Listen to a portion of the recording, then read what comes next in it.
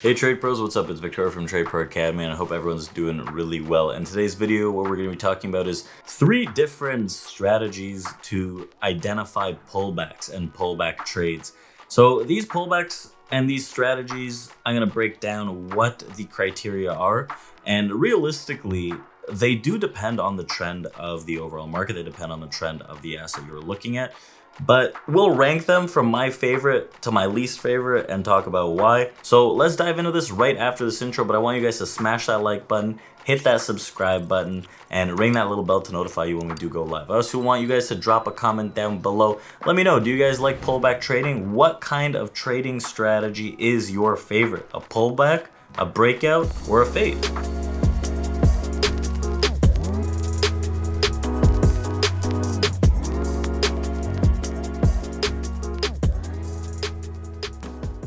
Out of the 3, we have the EMA, right? It's based on EMAs. We have a volume profile trading strategy, and we also have a break and retest. So out of all these 3, we're going to start with the EMA, and this was going to be my least favorite. That's why we're putting it at the front, right? But we're going to explain exactly why. So let's just take a look at a screen here and do some chatting behind it.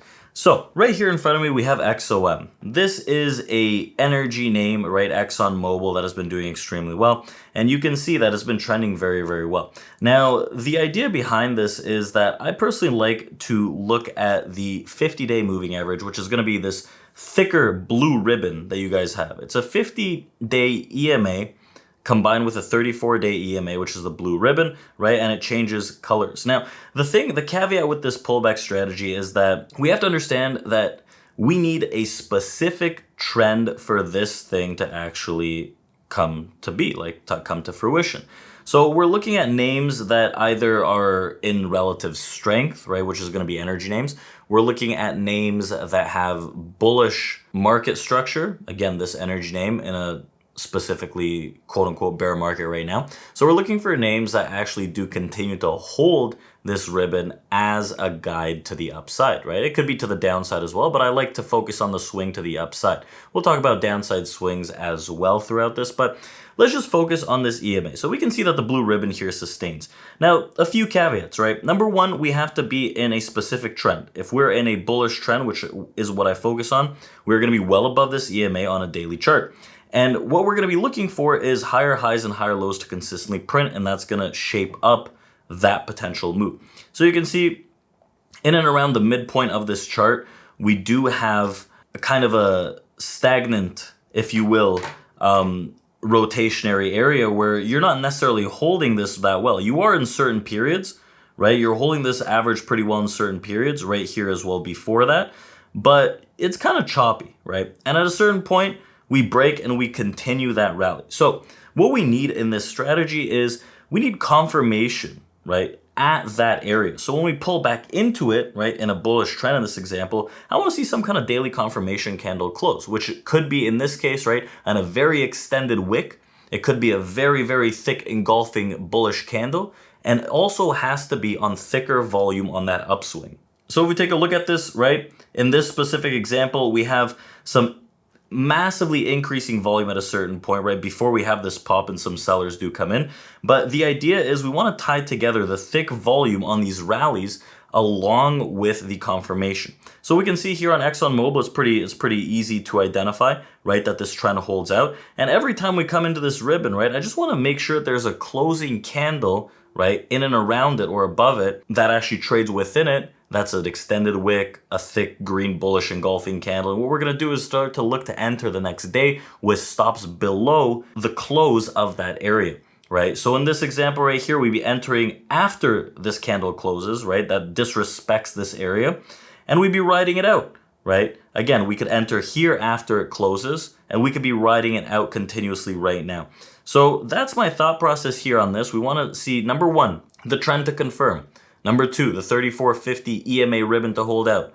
Number 3, a close above that area, even if it rejects below it, right? Number 4, we want to see some thick volume come out, and then we can enter with stops below that area. We could also take a look at an example that doesn't hold it until it does, right? So what I mean by that is, let's take a look at Apple here. And Apple in this circumstance, right, there are periods at which it does manage to hold this structure, and this average really well.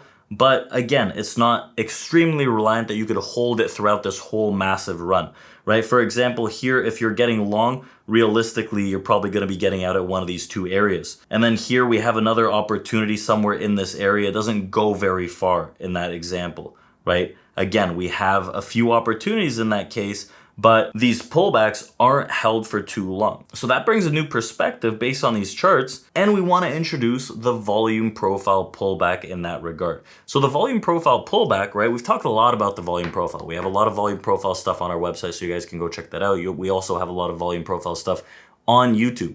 So the general idea behind volume is that volume can be split up into multiple different distributions. Each distribution is accounted for, right, to either end by some kind of ledge. You can see right here, the ledge is going to be a divot in the actual volume profile where we go from thick volume to low volume. And these ledges are the pullback areas that I want to play, whether it's a day trade or a swing trade in this perspective. So even if we kind of bypass this quote unquote like perfect trend that the 3450 EMA has to hold out, we can also take a look at the volume profile and understand where those ledges are. So even if we kind of disregard the EMA here, it doesn't necessarily hold out. We hold out a very, very key volume profile ledge on Apple just there, right? We get a pop, we hold out another few key volume profile ledges on the pullback here on Apple, right? And then at some point, what happens is we accept below that volume profile ledge and we jump into a new distribution, right? That doesn't mean that the next volume profile ledge can't hold out. Again, confirmation is going to be some type of daily close on an extended wick or an engulfing candle with volume.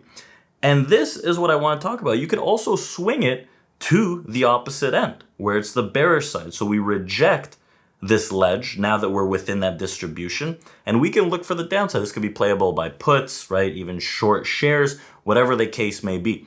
But the general premise of the volume profile pullback strategy is going to be intraday, weekly, daily, whatever the case may be, whatever kind of system you're looking to trade, you want to see a key ledge, a defined ledge on a stock, just like Apple here, the 136 area, 150 area, right? And then down here, we have another ledge at 120. We want to see those ledges actually hold and sustain with some kind of strong buying off that area, right? It's very simple if you look at it, but it does take a lot more practice. And then finally, the third pullback strategy that I really like is going to be something a little easier to grasp. And it's a momentum play. Right here we have ABV, ABBV, one of my favorite health names. And this strategy is fairly simple in that what we're looking for is an all-time high or a 52-week high break and a retest into that high. Because if you think about it psychologically, what happens at an all-time high or a 52-week high is that no matter where you're in long, you're going to be positive. So there's a lot of buying after that area is breached. So there's continuous buying, and there's a lot of strategies, even on an institutional level, that hinge on a 52-week break, right? And we would want to let that break happen and look for the pullback into the area that it broke. So ABV here, right, in and around this 126 area, even the 138s, right? Let's take a pen to this and see if we can draw on this. So even here, right, this little pullback respects the EMA as well. So you can start adding the three strategies together to make a whole strategy for pullbacks, right? Disrespects the EMA, which is why it's my least favorite, but you can see here holds the prior highs, a really strong high here, and a key volume profile ledge. So again, if we're talking about confirmation, we want a nice candle close, whether it's a long extended wick that exhibits buying, or an engulfing candle. The next candle after that, we're going to be looking to enter with stops below. We want to make sure that there's thick volume on the move, right? So this strategy for the all-time highs and breakouts retest is going to be mainly bullish, right? And the other two can be mix match. So I like combining all three of them to give me a general sense, but again, leaning on the volume profile and the all-time high break a bit more, unless there's a really strong trend in a specific asset. Hey YouTube, you might have noticed the wardrobe change, but this was so important that I had to change my shirt for it. So I hope you guys enjoyed this video, and remember, go to our website. We have 2 master classes that are available to you guys. We have the futures and the options, where we discuss more of what we talked about today. And if you really like this video, drop a like, hit that subscribe button, and comment down below which one of these strategies do you prefer, if any. Thanks again, and we'll talk to you soon.